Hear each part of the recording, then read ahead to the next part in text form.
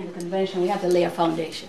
Okay? So I have done a project on Marcus Garvey, which is a very long project. You're not going to see all of it.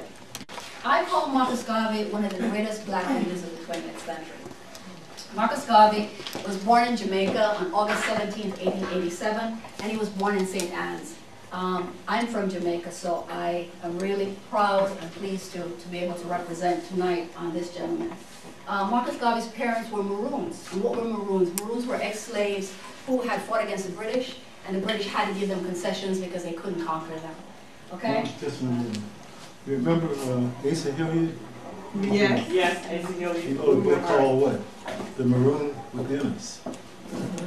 So he's talking about the group that on many islands fought against slavery, called Maroons.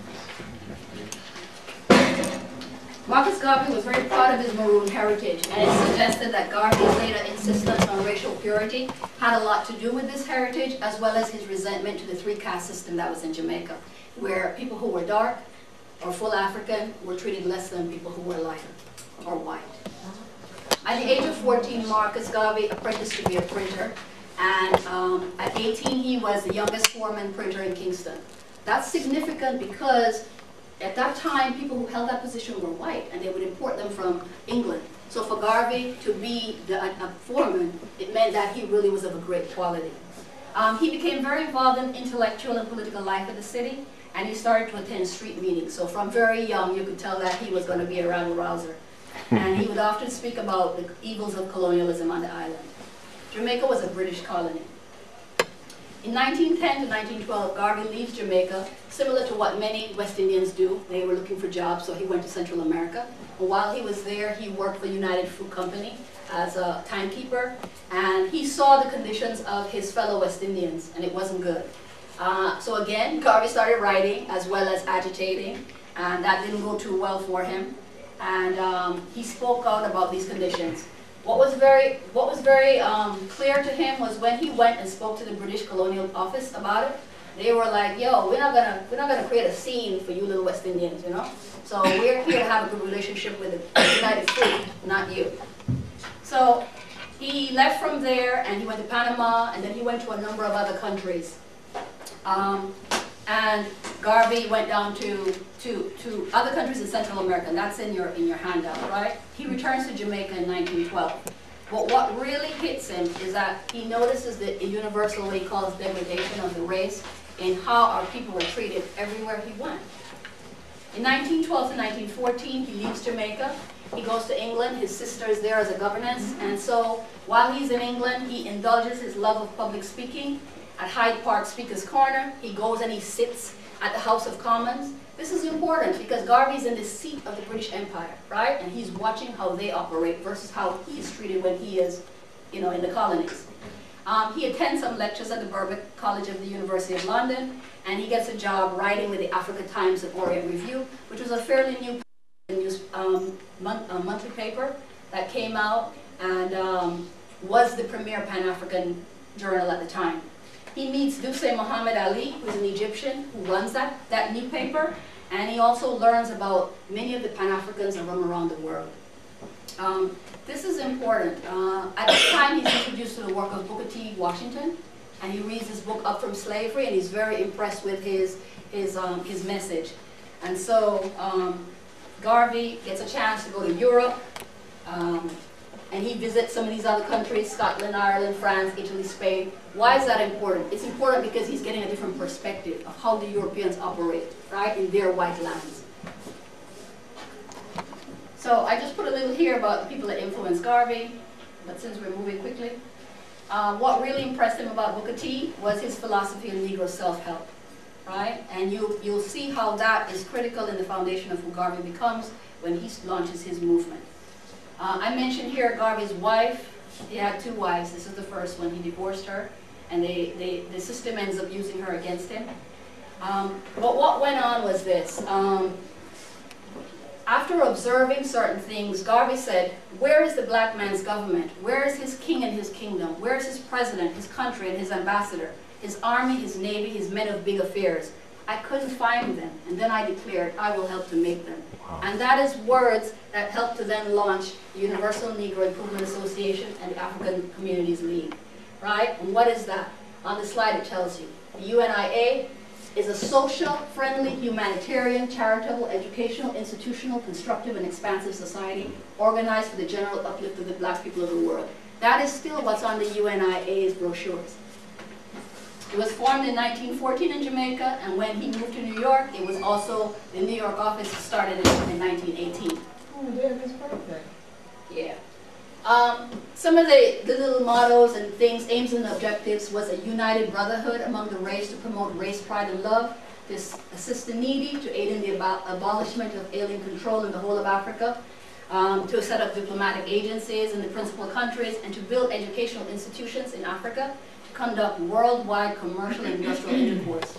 When you begin to look at Garvey, you see that every aspect of what it takes for us to build a nation, Garvey tries to address. The motto that comes out is one God, one aim, one destiny. And this concept of brotherhood comes from the biblical injunction that they use as part of their founding documents. He created of one blood all nations of man to dwell on the face of the earth. So later on, Garvey's movement has become synonymous with that slogan, Africa for the Africans, those at home and those abroad.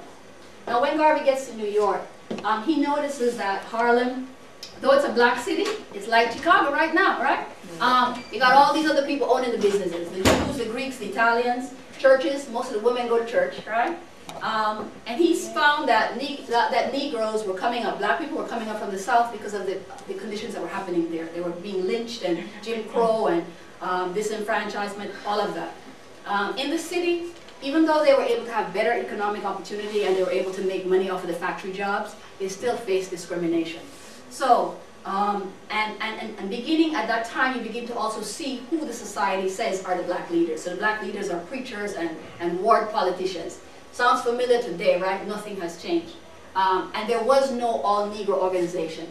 Now, that's what I saw in Amy Garvey's work when she wrote. And the reason he says that is the NAACP was an interracial organization. So there was no organization that was representing just black people. The communists were being interracial also. Garvey was about black people first. So, after fighting World War II, who were the people that Garvey attracted? He attracted people who had gone and fought for this country. When they came back, the same garbage was happening to them, right? So, drawing on this frustration of the middle class and the black working class, Garvey forms the UNIA here. Part of how he did this was Garvey was a master propagandist. So Garvey formed a newspaper called the Negro World, right? He wrote every week for the Negro World, and therefore everything that was going on, he would comment on. So he was not only commenting on things that were happening locally, but things that were happening internationally. And the newspaper was in more than one language. It was in Spanish and French and in many languages. And at the height of its circulation, it was covering 500,000 people. Wow. She cut them in half. What? That's all the different things I say in there. I found in there, I said that. Okay, in 1919, Garvey launches the Black Star Liner steamship corporation, and this was very instrumental. Because Garvey had started to build a movement, in Jamaica when he started, the first year was only 100 people. Once he came to the US and he started to attract people, it grew to millions, right? And the people were really enthused about this economic improvement. And so he sold $5 shares to the Black Star Liner. They were going to end up having ships, and the ships were going to be able to take people to Africa, able to take trade to the West Indies, able to take people. All the things that we were doing, giving white people money, we were going to give ourselves. Mm-hmm. So the Black Star Liner was about economic empowerment. So the 3 ships that Garvey ended up buying, he raised over $600,000. $5 a share, $600,000, right? And bought the 3 ships, the SSS Yarmouth, the Shady Side, and the Kawana. Again, because of the limit of what I'm doing, we could go into this, but this is where we're going to go, right? The shipping company ended up having a lot of controversy, and part of the problem was the same problem we have today. You didn't have enough black staff who could run the ship. Garvey had no experience running a shipping company, right? So when they sold him the ships, they sold them too expensive. Then he had to hire these white engineers. And boy, oh boy, did they sabotage the engines, and it was just constant. Then people would go and make contracts without his knowledge, and so there was a lot of controversy.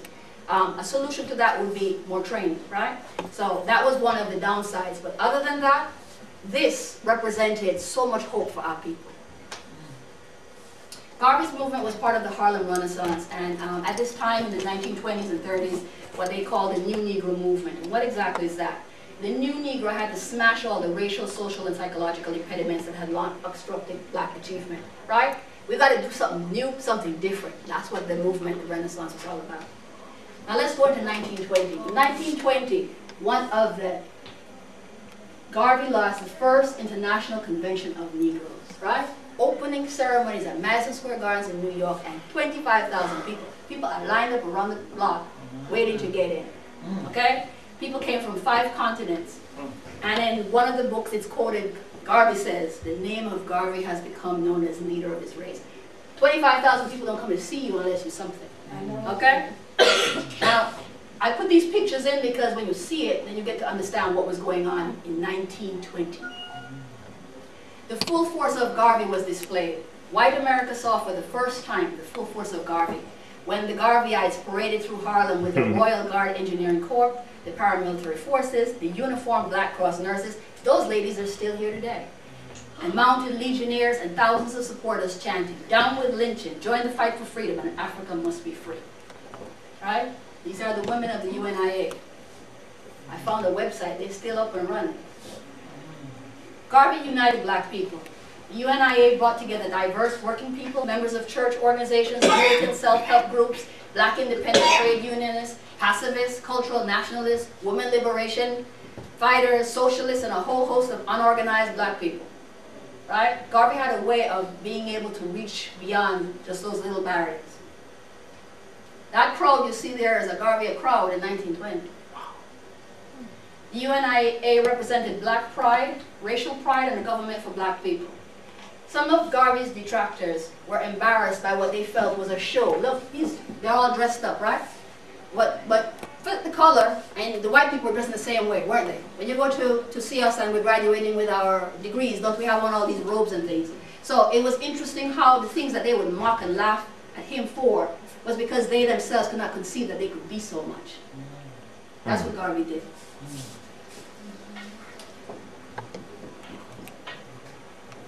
In 1920 was the Declaration of the Rights of the Negro People of the World. This was an important document that Garvey put out.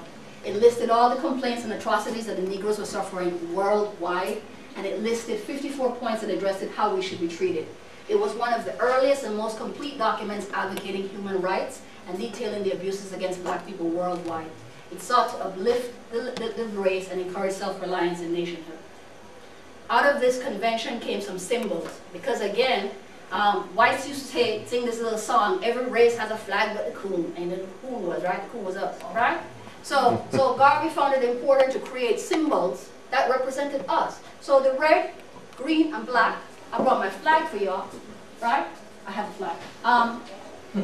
Is our colors. It's the color of the black race, right? And I never knew that. I seen this. Red. We knew it was the black. There you go. Red for the color of the blood. Garvey, he created this for. Yeah, UNIA. Oh, wow. Red for the color of the blood that we must shed for our redemption and liberty. Black for the color of the noble and distinguished race to which we belong, and green for the luxuriant vegetation of our home, of our motherland. Yeah.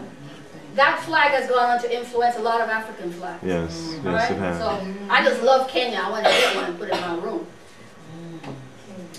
And that was an anthem, right? Ethiopia, the land of our father. Ethiopia, the land of our father, the land where the gods love to be. As storm cloud at night suddenly gathers, our armies come rushing to thee. We must in the fight be victorious when swords are thrust outward to gleam. For us will the victory be glorious when led by the red, black, and green. In your handouts you have the whole verse, right? But what's important to notice about this is that the anthem was a military preparedness, right?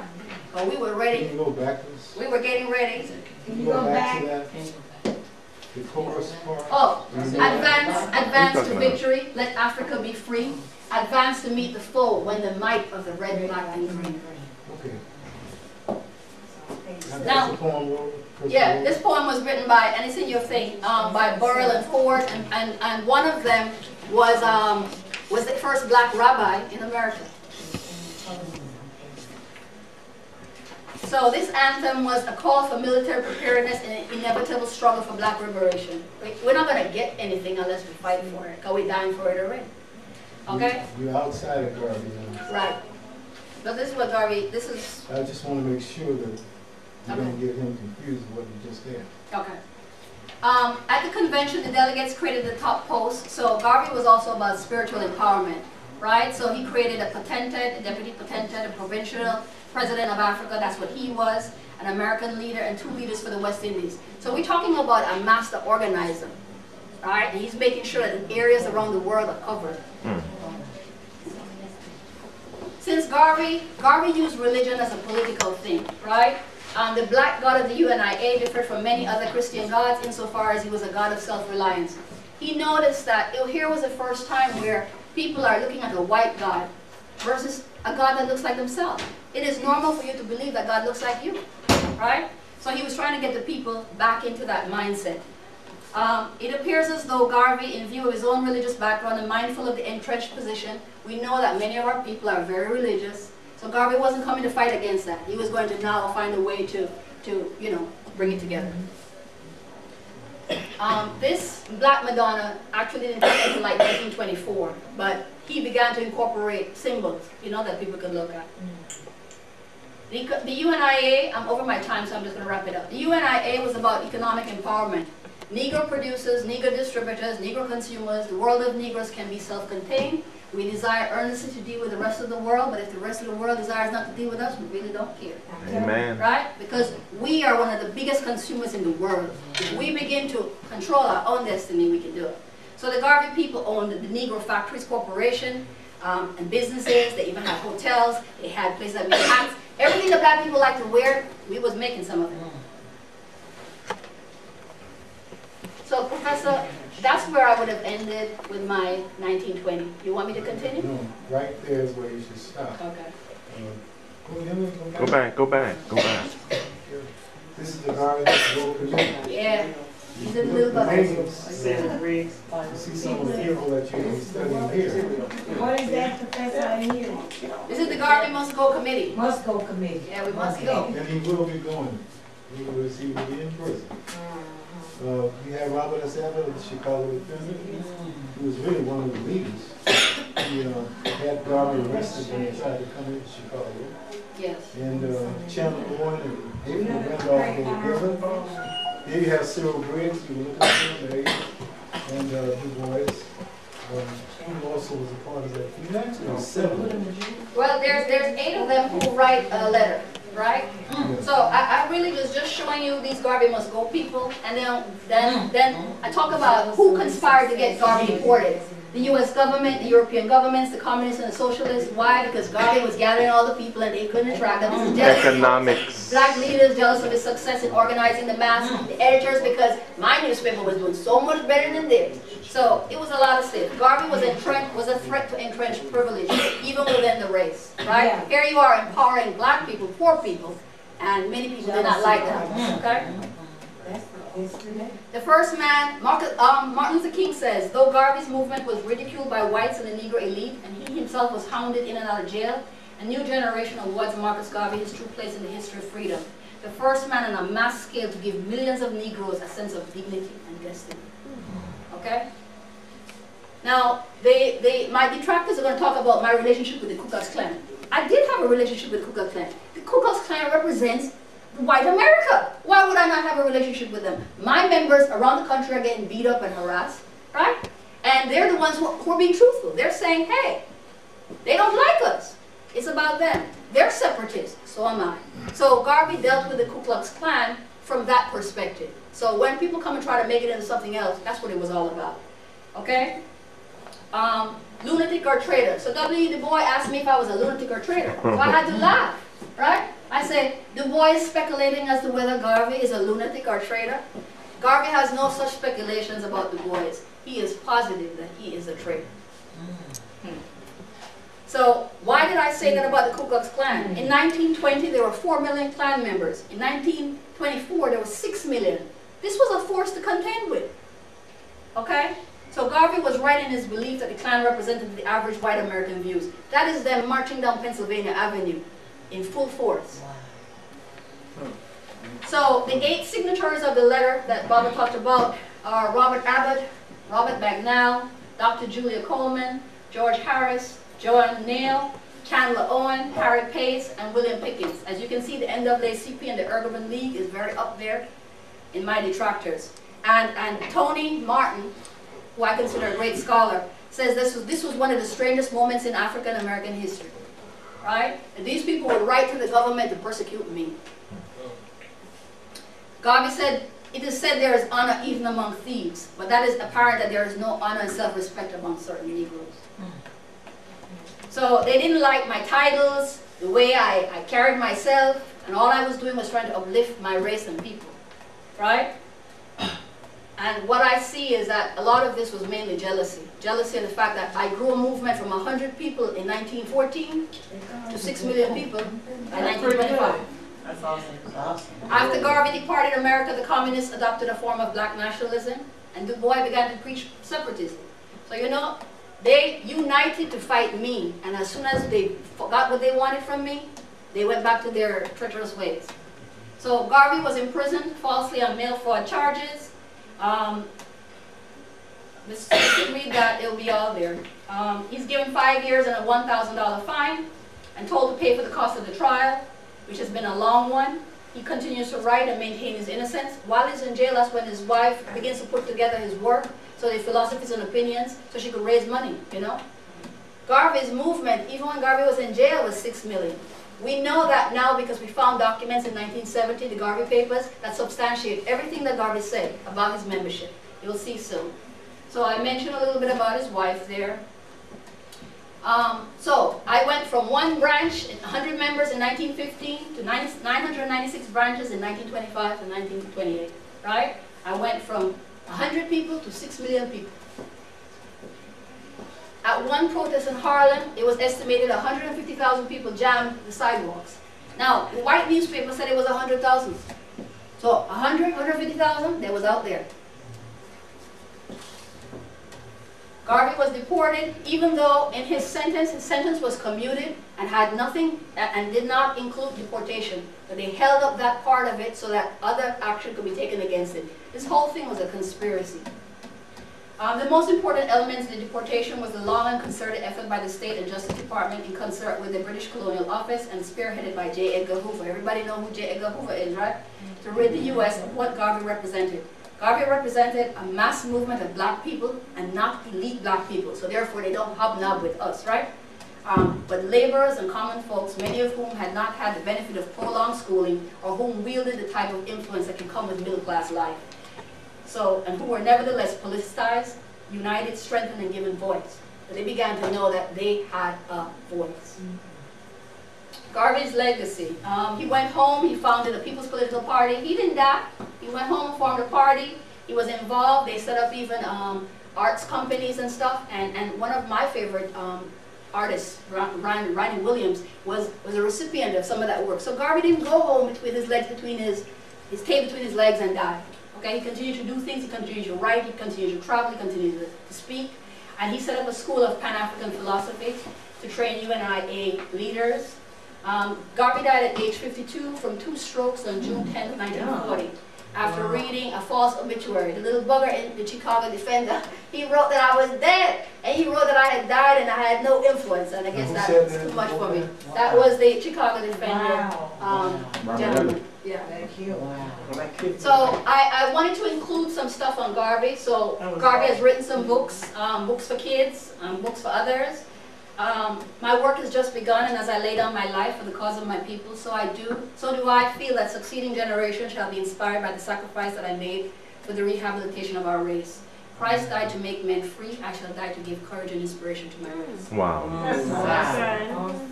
Okay, so my summary is this. To me, Garvey was one of the greatest black leaders ever in the 20th century. He led a revitalization movement, Bubba likes us to tie it in, right? That responded to the people's stress at the time. They was lynching us, they was discriminating against us, they were treating us terribly. He was powerful and charismatic, but it wasn't that he just wrote upon that. Garvey read a lot, Garvey wrote a lot, Garvey did a lot. He wasn't lazy, right?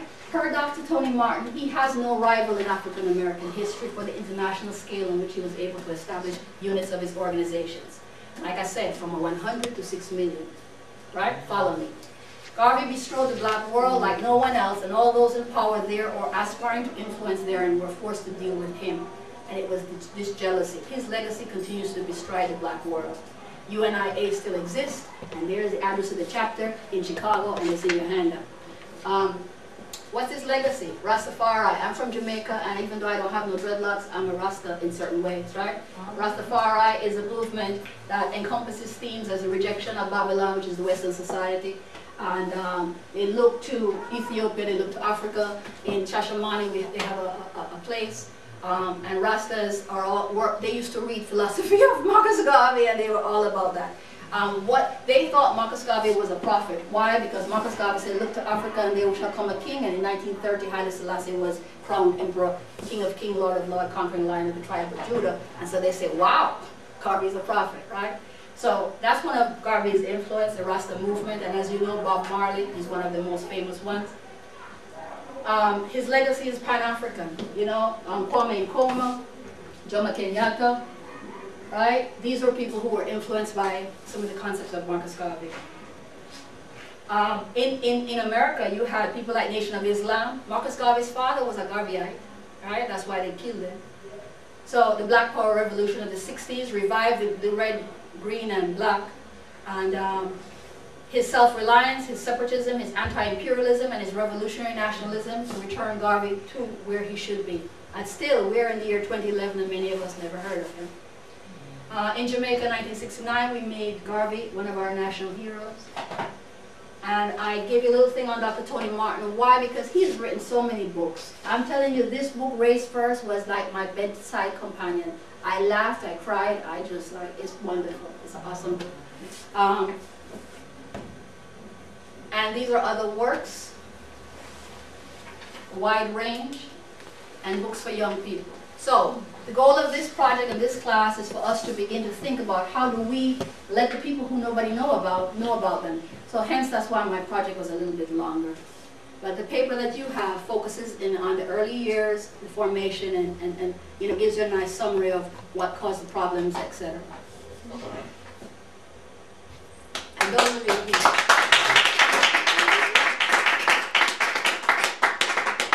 Questions or comments? Oh, that was awesome. You did a great job. That was really good. I'll give you a standing ovation.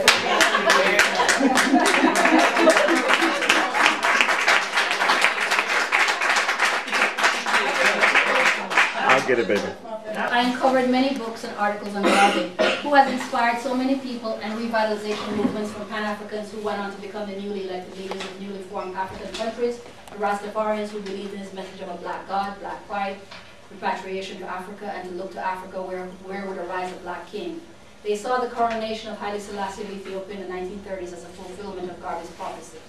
This man, who would influence millions in the 1920s and 30s, would then remain fairly unnoticed for many years after his death on June 10, 1940, till a renewal of his work caught the attention of people and helped to influence the Black Power movement, which is the stuff I talked about. Marcus Garvey was a great writer, orator, master propagandist. So that's why if we're going to run a movement, we're going to have a newspaper. Great fundraiser and visionary. I wondered often how things may have fared for us if the enemies of the masses had not united to fight against him. The sad outcome is a movement broken and dreams shattered. A people who 100 years later still suffer from the conditions Garvey spoke of in 1914 when he formed UNIA. An organization will still exist today, but in a weakened state. As I look at what Anderson Thompson says, the issue for the black race today, one of identity, and look at all of the cultural, economic, political, spiritual things Garvey created to give black people pride in themselves, I see clearly what his enemies did to sabotage our collective future. It is very painful to comprehend. His works inspired me to study more, to connect the dots, to see what can be revived, and strategize to create a movement like Garvey's, this time pulling in all the existing factions in one more bid for unity, an effort to collaborate with similar-minded Pan-Africans around the world. As we come to the end of 2011, all that Garvey stood for is still applicable, still needed by a people who continue to be leaderless and suffer from an identity crisis. Garvey's love for black people and his race-first stance, had it been allowed to germinate, would certainly have left us with different outcomes today. It is with sadness with a glimmer of tremendous hope that I reflect on him, and I'm forever changed. I'm inspired and motivated to understand this man, the greatest black leader of the 20th century, and what his legacy means for me. I encourage you to find out what his legacy means for you. All right now. Any other